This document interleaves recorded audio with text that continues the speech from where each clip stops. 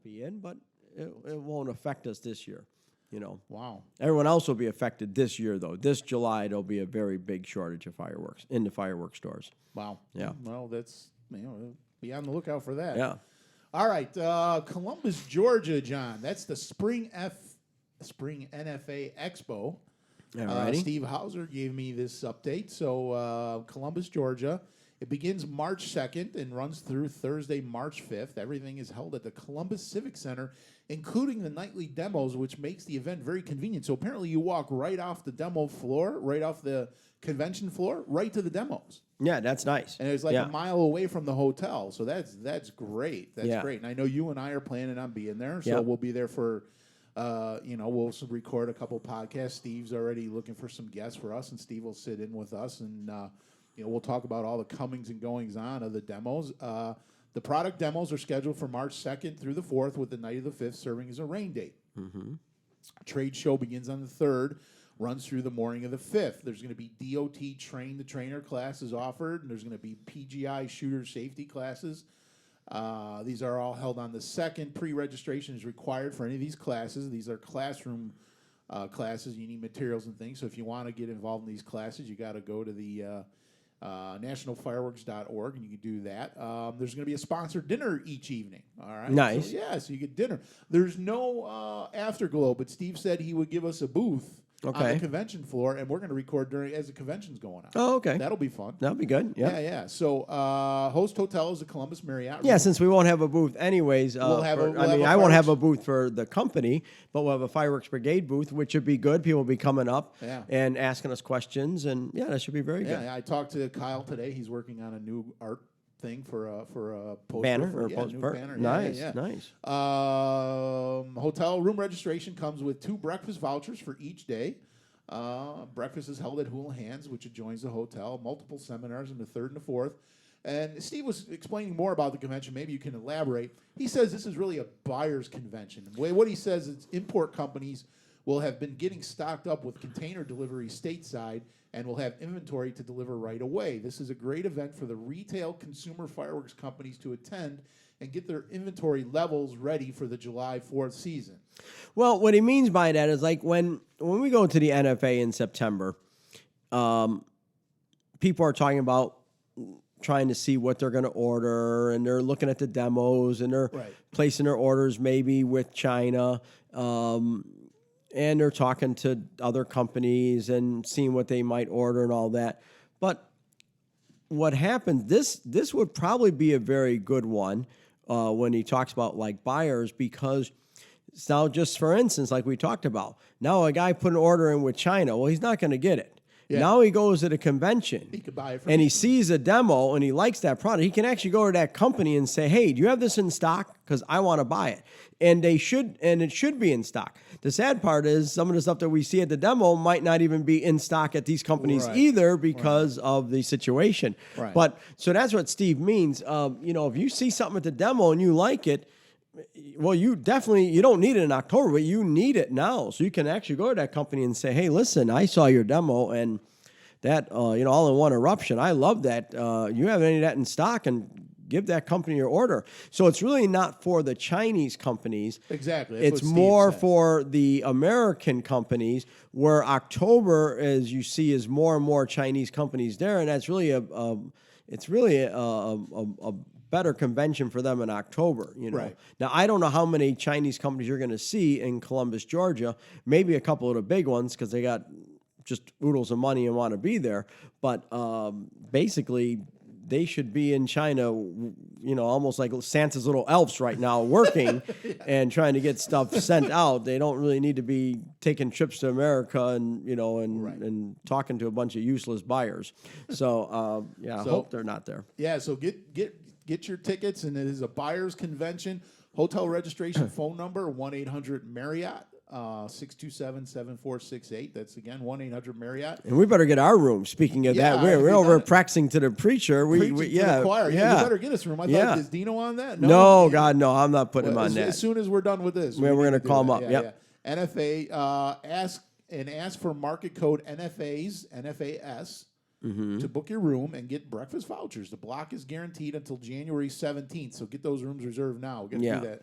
Registration is available online at the NFA website, nationalfireworks.org, by clicking on the link on the homepage where you can register and pay online, or you can contact the NFA office, and that's 816-741-1826.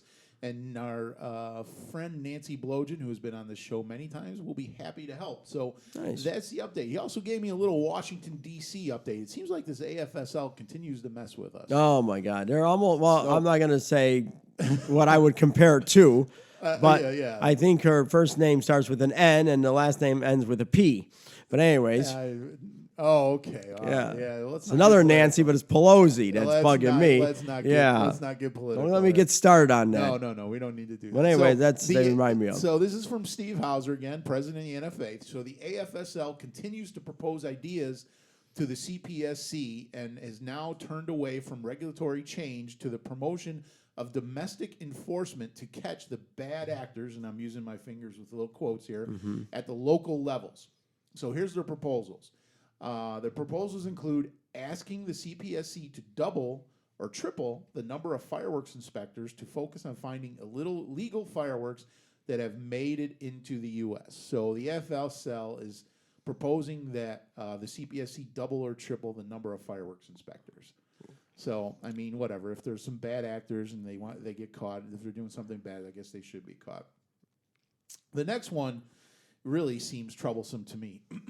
So the AFSL is asking the CPSC, that's the Consumer Product Safety Commission, to deputize local fire marshals to be able to enforce CPSC regulations.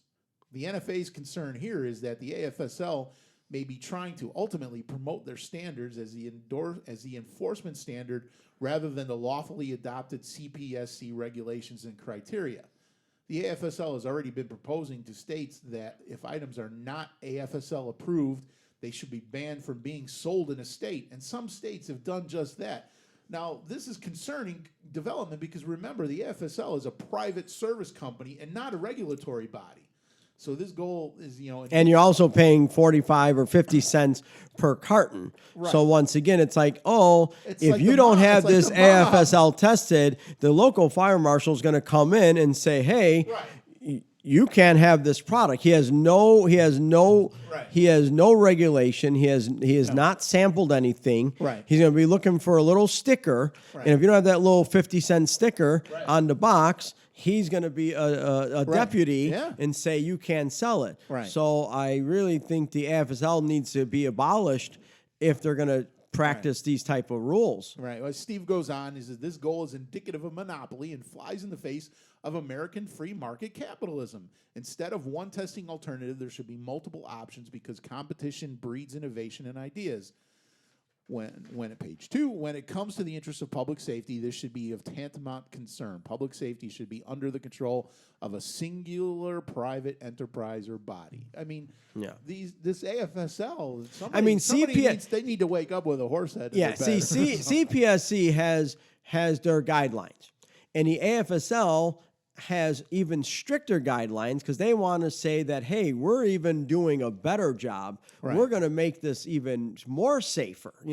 You guys are here, but we're going to take this to the next level, and we're going to make sure that everything is much more safer for this little 50-cent price tag. And then they even used to say years ago, if you join the AFSL and you have all your products tested, CPSC is less likely to look at your containers.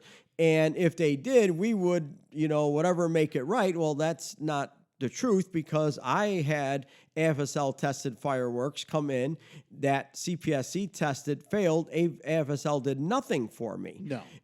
But they took your 40, 50 cents a case. Yeah, they took the 50 cents a case. And, and then the board of directors on the AFSL also, are also these big companies who just want to keep changing the rules. Right. And once again, they don't care about the average firework. They just want the safe and sane market because they control it. Yeah. So, this is, now they're starting to use they're starting to use the AFSL weight to now push around the CPSC because they couldn't do it before through regulation. Now they're going to just try and tell the CPSC what they should do. Right. And once again, getting everyone, I better join AFSL or I better have all my stuff tested, which, like I say, there should be multiple agencies who test fireworks. We should not be... No. And if I can get my product tested for 25 cents that goes along with CPSC's regulations, that's the only ones I have to pass. I don't have to pass AFSL. I have to pass CPSC. But there's some, according to Steve, there's some states that are just adopting the AFSL rules, and that's it. Yeah. That's crazy. Because once again, they're uninformed. Right. They're uninformed. Exactly. That's what the NFA is there for, to inform them. So go back to the original start of this is support them. Go to the NFA Expo. You'll learn a lot. It's a great time. You'll see us there. We'll be there. We'll be supporting the NFA and do whatever you can because, I mean, they do a lot and it's not free. So this is a way for them to generate some income. And, I know they've spent a lot, whether it's in Washington with the legislators and lobbyists and all that stuff. So you need to support them. We all need to support them. Yep. So, and as usual, Steve gave us a quote. This one is Ralph Waldo Emerson. Oh yeah, my poet. All right. Do not go where the path may lead. Go instead where there is no path and leave a trail. Mm-hmm. Yeah, I knew you would like that one. Yeah, Steve's. Isn't I don't know if I think it's Ralph Waldo Emerson that said the poem, and I don't know exactly, but it says, into the woods I go, dark and deep, many miles before I sleep. And that's one of my, something like to that effect. It's one of my favorite lines. I have no idea. And I always say many miles ago before I sleep. But I think we're going to Google that. I think that is a Ralph Waldo Emerson poem. Into the woods I go. Well, I have no idea. Poetry is not on it's not in my toolbox. Really? No. See, I thought for sure you would know these. No, I think that might be the name of the Steve would know that. Poetry is not. Star Fireworks is located right off I-29 at the Wild Rice exit. If the sign out front doesn't say Star Fireworks, keep driving.